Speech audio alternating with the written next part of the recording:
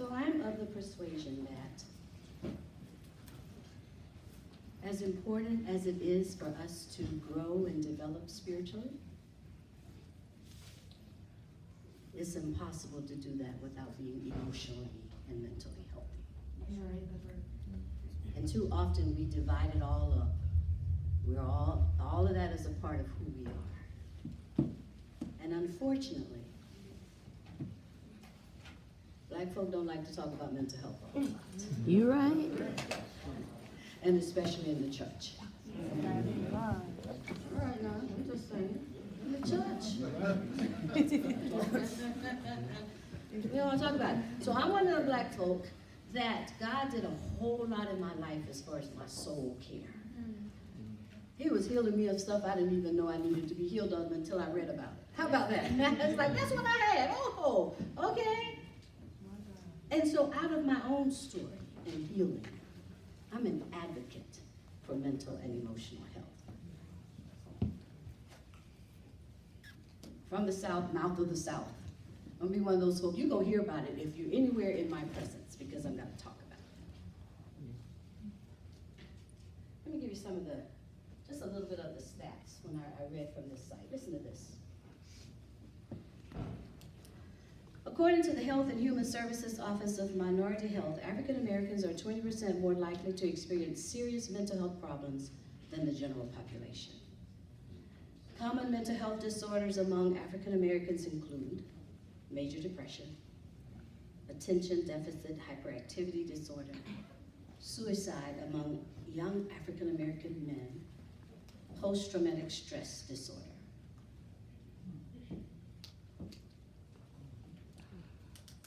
So a little bit about my background. I work for InterVarsity. Yay. I'm in my 26th year on staff with InterVarsity. It's been a great journey. Yeah.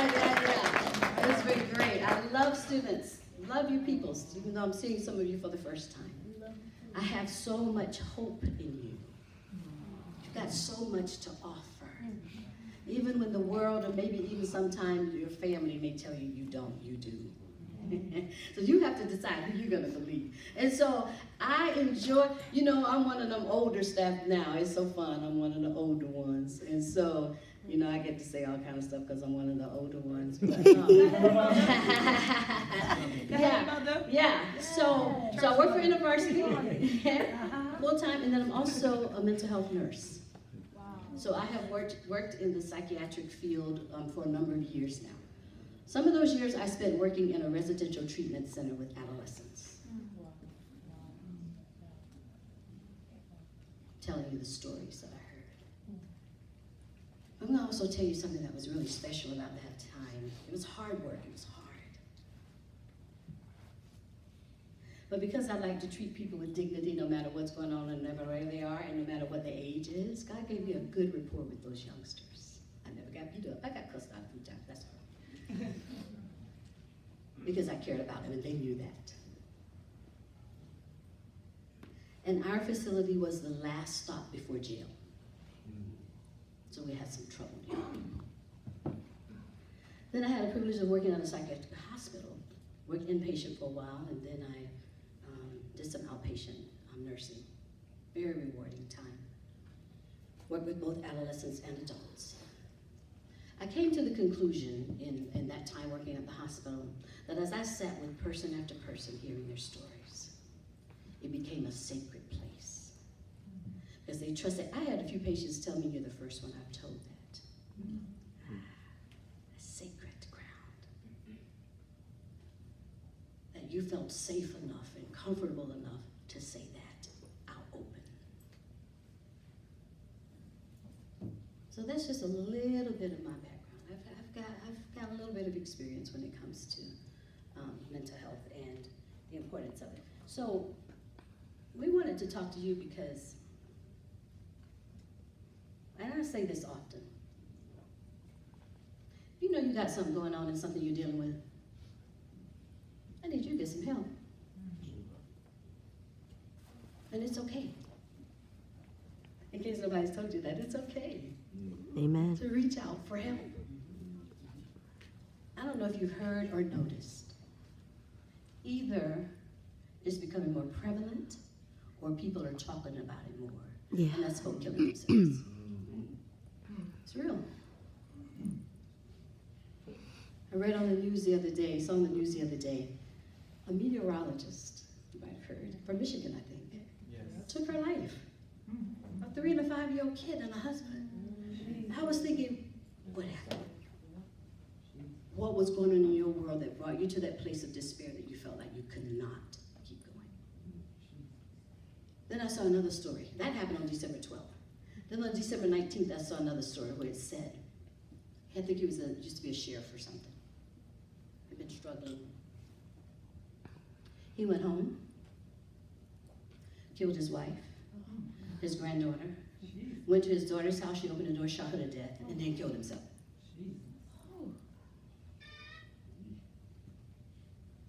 That's what we're dealing with today. And so when we keep our secrets, thinking it's going to be all right, or we tell our good friends are great to have, and you need to be able to talk to them, but when it's time to get some professional help, you need to get some professional help. Amen. And it's okay. And now, let me just do a disclaimer. Now, you can't go to just anybody, because you know some of the counselors and psychologists, I'm like, ooh. So you might need to get a referral. Okay, yeah, I'm just saying.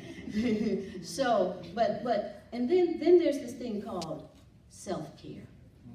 Yes. Oh, I love that. Probably most people tend to not do well in that area. And y'all young folks, see, y'all invincible. You know, you can keep going. You can just, I'm going to get some sleep later. Or I'm whatever later. And then we find you balled up in the corner. Because you got to sleep.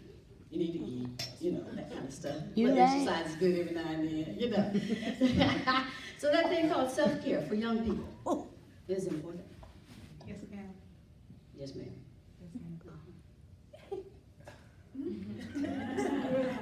And then I wonder, how well are you doing in caring for each other? If you see a friend, a sister, a brother in Christ struggling, what you doing about it? You go talk about it? Are you going to go try to find out what's going on? Right. Preach my. That's right. I got people in my life, they ask me hard questions, and I'm so thankful. And they fuss at me, and I have a spiritual mom, like, I'm just concerned you're doing too much. I'm like, okay, I got it, And, but yeah, how well are we in caring for each other? One of the things that I'm doing, I'm from the Southeast, and so the whole mental health piece is really growing in our area. Students are really latching on. I have the privilege of doing workshops and that kind of thing on mental health. And I have invited some students to be champions for mental health on their campuses. Like, who is it that would be, and this is what I asked in the past, who is it that would be willing to be a champion that I can pour into and talk to and encourage you to then be a champion on your campus in your Christian groups? One of the things that we struggle with sometimes, we know we're struggling real bad. And we pray about it. Prayer is important, right? But sometimes, we gotta get some, go talk to somebody with the prayer. Amen. But then oftentimes in the church, we are made to feel less than faith, less than if we don't just let the prayer be enough. And sometimes that's enough. But sometimes we need some help. So that's disturbing for me. When I have talked to folk and seeing them seriously struggling, and they don't want to go and get the help they need. Don't be that person. Because then this is what I say. So if you have high blood pressure, heart trouble, these other things, you need to take a blood pressure pill or, a water pill or whatever. You take that, don't you? Probably. You're right. Yeah. But if somebody said, and then we have this whole thing of, I can take my heart pill, my water pill, and all that kind of stuff, but if somebody tried to put me on some of them psychiatric, mental health, I ain't taking that stuff. You might need to take the stuff for a little while. Because let me tell tell you what happened in the hospital. When people are on medication. I'll never forget this one patient. Put her on some meds. She was dealing. When I say the word psychosis, what am I talking about? Somebody's psychotic. What is that? Anybody know? Break from reality. Yeah. So came in, got her on meds. She was straight. It was amazing, just how, because it just kind of helped to calm everything down and keep her. And she decided to go off her meds. And next thing I know, she back in the hospital. I'm like, she said, I know I went off my meds. I'm like, girl, you need to stay on the medication. You need to stay on your meds. So, what am I trying to say there? Your mental health, your emotional health is important. Pay attention. This is what I tell my friends. Don't let me be the last to know I ain't doing all right. Tell me. If you start to see behavior that's not normal for Skip McDonald, talk to me, please. Help a sister out. Last year, I had the privilege of being trained as an instructor for mental health first aid. Medical first aid, you know about CPR, you know, one of y'all already passed out right now, we're trying to keep you breathing, your heart pumping, till the people come. There's such a thing now called mental health first aid. And what this does, it helps you recognize if someone starts to exhibit behavior that's not normal for them, or if somebody's in a crisis. So I like to consider that course as, you know, so if you're a medical, if you know CPR and all that, you're a medical first responder until help comes. In this course, I like to think of you as a mental health first responder until help can come. It's been an amazing experience to train people in this. And after the training, this is what I would say. If something were to go down with me or somebody else and you're in the room, I hope that because of this training, you would be able to help the situation out. Like we would do things like role play panic attacks, role play what it's like to hear voices. People who have schizophrenia and that kind of thing, oh my God. When I did that exercise, when I was going through the training, I took the course before I became trained as an instructor, and I did that exercise, I was like, oh my God. You had somebody in your ear while you were trying to have a conversation with somebody. And I was ready to knock them out. So can you imagine? People who deal with that all the time. All the time. So I just want us to be as equipped as possible. I want you to be mouthpieces in your communities about the importance of mental health. I have time for 1 or 2 questions because my time is about out. Anybody? Question? Comment on this subject?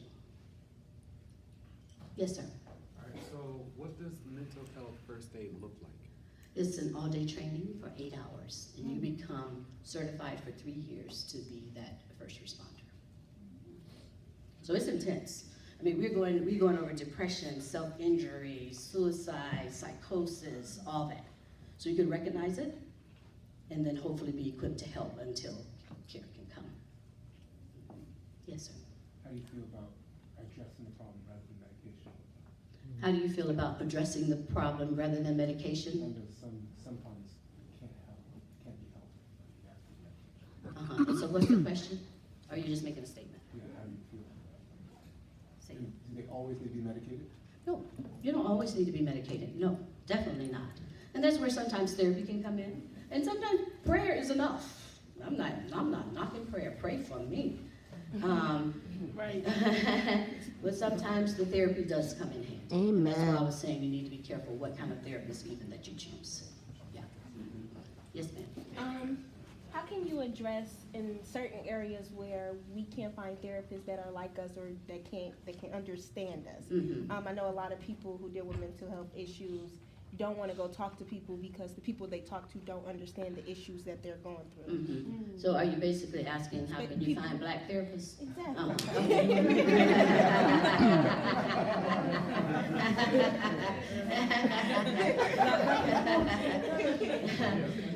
Yeah, that can be challenging. That can be challenging. They are out there, male and female.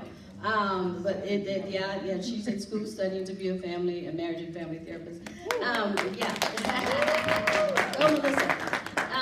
So that's when you use your resources, like anybody know somebody where that kind of thing. Yeah, it's difficult, but they are there.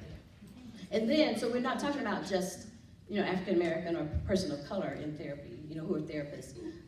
But then you might want male versus female, that kind of thing. So it can be tricky, but I wouldn't want you to give up on not pursuing someone if you feel like you need it. Or if you have a friend who's going through something and they don't have the energy to do it, help them out. Call, look up folk, that kind of thing to help them out. One more, and then I need to wrap it up.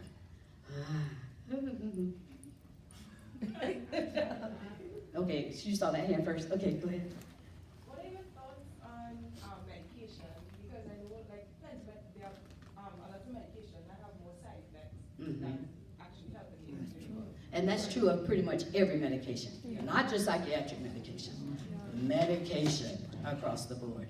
And so that's when you need a good medical person to monitor you if you're on medication. No matter what kind of medication, you need a good doc, because with psychiatric medications, you can only be prescribed those by either a psychiatrist, typically. Yeah. So side effects are true for every med you will take. Yeah. It's a risk we take. But oftentimes people have more value, they get results from it versus the side effects. Yeah. Last one. I was wondering, so you talked about how we don't really talk about it in the church. I was wondering how you would bring that to your church community, because in my church, I go to an African church, and they don't do this. Oh, I'm saying, How do you bring this message to your church? Yeah. Well, there's so many ways that you could do that. If you work with the youth or however, whatever your capacity is in the church, you could host a seminar. Don't have to be all 8 hours. It can be an hour. You could just pull together a group of folk, like, let's talk about this. How are we doing in our community? That it can start small. It doesn't have to be this big class or whatever. But to get the conversation started. Even if you had 2-3 people you wanted to pull together, like I had some students reach out to me since I've been here, and they said, how can we start mental health life groups on our campus? You could do something like that even in your church. Yeah. Okay. Thank you so much. Oh, and I will be next door for a few minutes if anybody wants to come around the table and we can chat some more. Go ahead, Church. Yes. We have prayer people over there. Anybody want prayer? We'll be over there on the side outside. So yeah, we'll have prayer people over there, and then you'll have me that I can talk to you. So just right through this door right here. So again, thank you for your time, and God bless you. Thank you.